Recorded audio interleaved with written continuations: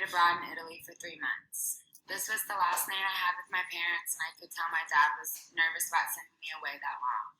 But he put the biggest smile on his face for me because he knew how excited I was to be going. My best friend Emily and I land in Rome. We immediately go meet our group and make our way to the first place we were staying. I was paired with the most amazing girls and met many other amazing people on the program. These girls became some of my best friends, and I am so thankful for that. We experienced life-changing events together, and while I was away, I had some family things going on back at home that I was unaware of at the time. My grandma just moved to Gainesville from up north because we were all worried about her being alone after my grandpa passed away. Before I left, she was in the hospital, and I remember my parents telling me not to worry, that she'll be okay. I laid by her side in the hospital bed the night before I left.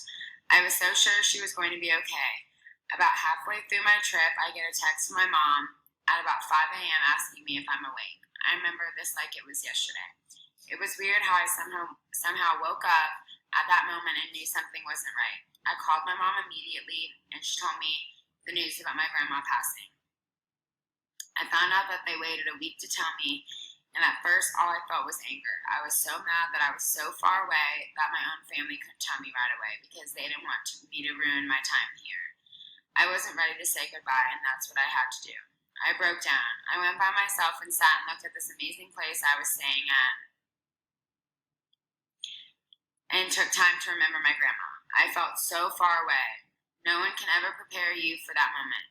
And everyone, of course, was telling me not to worry and that my grandma would want me to make the most out of my time here in Italy. So I did. I kept her with me. I was taking a jewelry class and made her a bookmark out of metal before I received the news, so I've kept that piece with me ever since. And I use it for my calendar today, knowing she is always with me. And I also made 2 rings for my mom and I with her initials carved on the back so my mom could have a piece too. These rings are very important to me not only because I made them, but because I could give my mom something meaningful that she could keep and remember my grandma. Something I learned was that it's okay to break down and cry, and no one would have ever been ready to go through what I did, especially being with no family thousands of miles away. But I made the most of my trip and will always cherish the memories I shared with my grandma.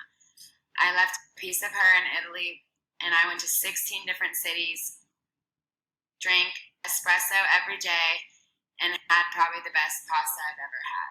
And I wouldn't change my trip for anything. Although I do wish my grandma was still here, but I know she's in a better place now, and the pain is gone. She's not sick anymore, and she can be with my grandpa.